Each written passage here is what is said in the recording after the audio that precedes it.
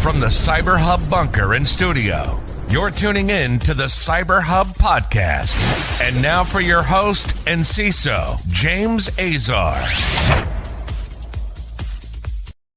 Well, good morning, Cyber Gang, and welcome to another episode of the CyberHub Podcast, Monday, November 27th, 2023. I hope everyone had a enjoyable time off and they enjoyed their Thanksgiving. It was weird not doing a show for 2 days last week, because we did a show Monday, Tuesday, but then Wednesday, Thursday, we were obviously off for the holiday. And so I hope everyone had a relaxing time to decompress as we enter the last 100 meters of the year, and so much going on for so many practitioners after this really, really busy weekend. So we're going to get right into this morning's show. You can go check out our Substack. We've got some great content there, exclusive content for our subscribers, where you also get our amazing espresso travel cup by being a member on our Substack. So you can do that there as well. Now, without further ado, join me for our traditional cup of coffee. I've got my double espresso this morning. Coffee cup. Cheers, y'all.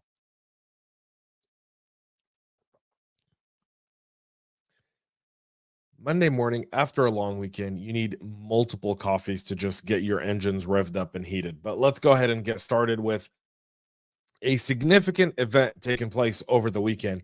GE investigating claims of cyber attack and data theft. This is coming after the attackers had posted. This is the intel brokers that they had posted that they have development and software pipelines of GE. Now, they've previously tried to list access to GE. However, no serious buyers have actually responded or followed up. So now they're selling the entire thing here separately, including access, which is SSH, SVN, etc. Data includes a lot of DARPA-related military information files, SQL files, documents, and a whole lot more. It's unsure what this is in terms of the data. GE says they're aware of the claims made by the threat actor regarding GE data and are investigating these claims. They'll take appropriate measures to help protect the integrity of their systems. The breach has not been confirmed yet. That's really important to note here. They're saying the intel broker attacker is saying, an attacker known by intel broker, let me say that, is saying they've got access to GE. They tried to sell that access, no one bid. So now they're saying, we have all the data, so we'll sell you all the data. And that's also significant because this comes into an area where you go, what's really in there? And that's, again, really, really important to understand what's really viable of the data that they have, how much of it contains national security, and do you really want to be that guy? So just saying, you put a target on your back at that point. So there's that. Once we get more information, we'll be sure to share it with all of y'all. But that's just the first story of the day. The second one is coming over an actual intrusion happening at the Municipal Water Authority of Aliquippa in Pennsylvania. They've confirmed that attackers took control of a system associated with a booster station over the weekend, said there was no risk to the water supply. The company provides water and sewer services to more than 6,600 customers in Aliquippa and portion of Hopewell, Raccoon, and Potter townships. A representative of the water utility has told KDKA-TV that the compromised system is associated with a booster station that monitors and regulates water pressure for those. An alarm quickly alerted the utility of the intrusion, and the compromised system was disabled. An Iran-linked hacktivist group calling itself Cyber Avengers has taken credit for the attack. The anti-Israel attackers appear to have targeted the ICS system made by an Israeli company, Unitronics. An image posted by KDKA-TV suggests that the attackers took control of the Unitronics Vision system, which is a PLC with an integrated HMI. Unitronics Vision products have been known to be affected by critical vulnerabilities, like almost all of those, but this is no different, these claims of going after this stuff, because we're actually seeing this become a trend. So Pennsylvania State Police were notified, CISA, FBI were all notified as well, and this is being attributed to Iran attackers, but that also goes to what's happening in Israel with the increase of cyber attacks. Now, at the beginning of the war, we're day 52 of since that Black Saturday on October 7th, that kicked off this whole mess. And Israel-Hamas is intensifying now as the ceasefire is due to expire in the next several hours, and there's a delay in the release of the fourth hostage group there as well. So that's just stuff that's going on as we speak. But the conflict has actually led to an increase in cyber attack. They're seeing 20% more cyber attacks in Israel during the war, including more than 50% when it comes to attacks on government sectors. So far, they don't see this increase anywhere else on a global level, according to Gil Messing, who's the chief of staff over at Checkpoint. As of the war intensified, it initially was defacement and DDoS attacks, which are typically fairly traditional in this type of conflict. But now, as the wars continue to intensify, as more parties have entered, including the Houthis in Yemen, Hezbollah in Lebanon, and some of the Iran-aligned militias in Syria, we're seeing a completely different types of cyber attacks, including going after public and government entities, academia, supply chain companies working with the government. Some of them have been strong malware, ransomware, and wipers. A prominent threat actor to emerge recently, Cyber Tufan, which is targeting Israeli businesses and organizations, including Signature IT and IKEA in Israel. Signature IT provides e-commerce and website hosting services. Again, the attack on Israel is multi-faced. And by the way, if you watch how Iran had envisioned this attack to go, I mean, Hamas was an undisciplined member of this attack, but they envisioned Israel falling within 3 days.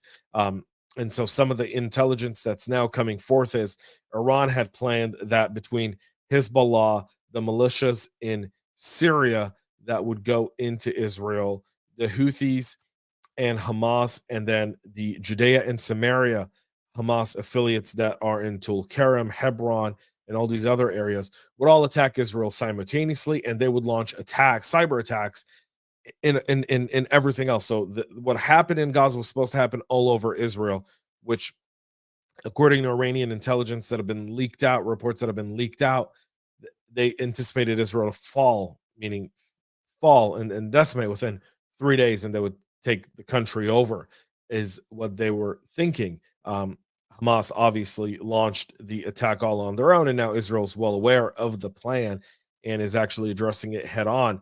But the cyber side of it has been really, really complex for Israel. And the cyber side's been really complex because it's coming from multiple nation state backers as well as cyber hacktivists. And so we're seeing the depth of how these guys are actually attacking Israel and really trying to cause economic damage on top of the other damage that's going on within Israel, meaning trying to stop industries within Israel that not only supply war, that not only support the Israeli government and the war that's going on in Gaza and Lebanon, but also supporting their customers internationally. So there's that there as well. And this comes also on a new Rust-based SysJoker backdoor that's being linked to Hamas. Hamas doesn't have this type of capabilities from a cyber perspective.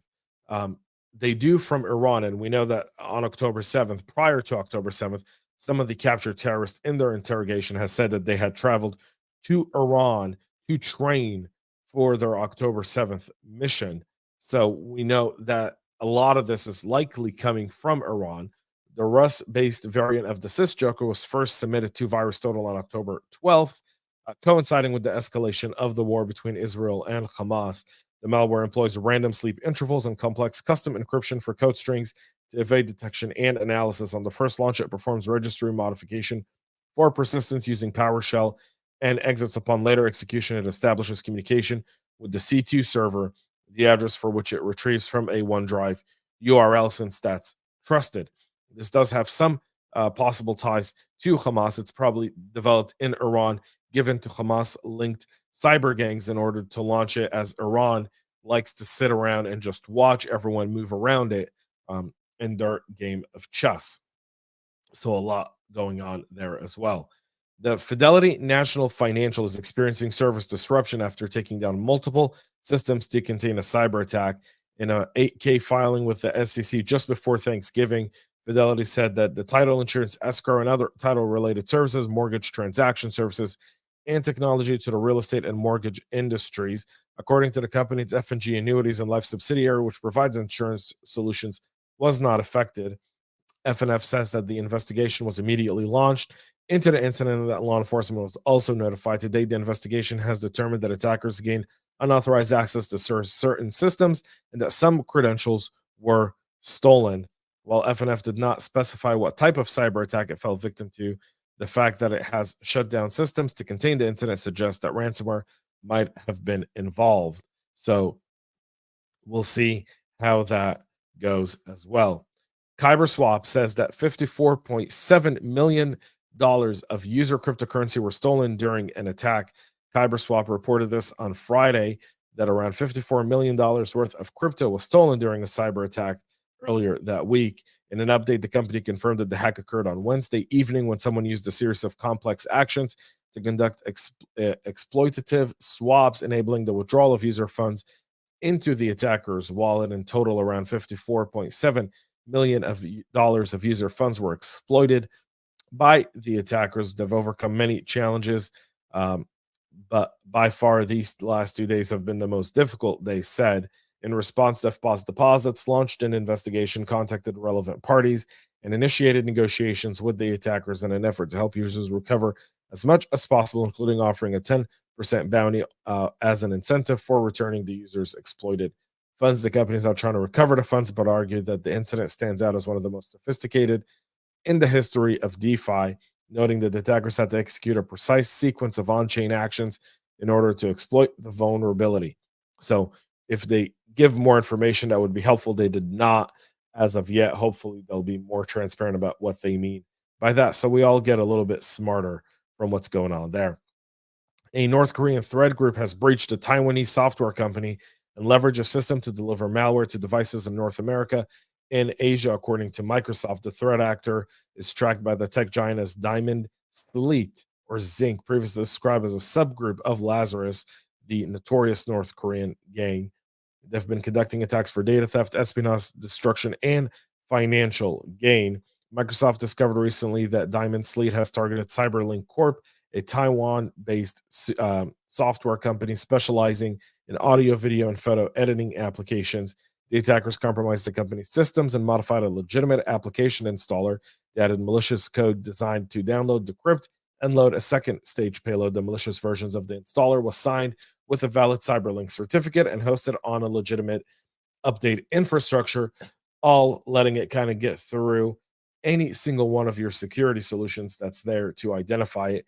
They've made the IOCs available so that people can understand if they've been a victim of this group as well.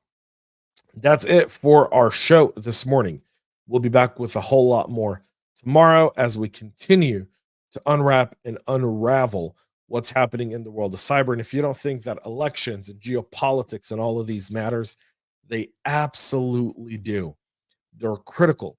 And the Israelis and a lot of Europeans and some companies in the US are quickly finding out that these conflicts that we see on the news have a direct impact on our business and on our vendors and on our supply chains.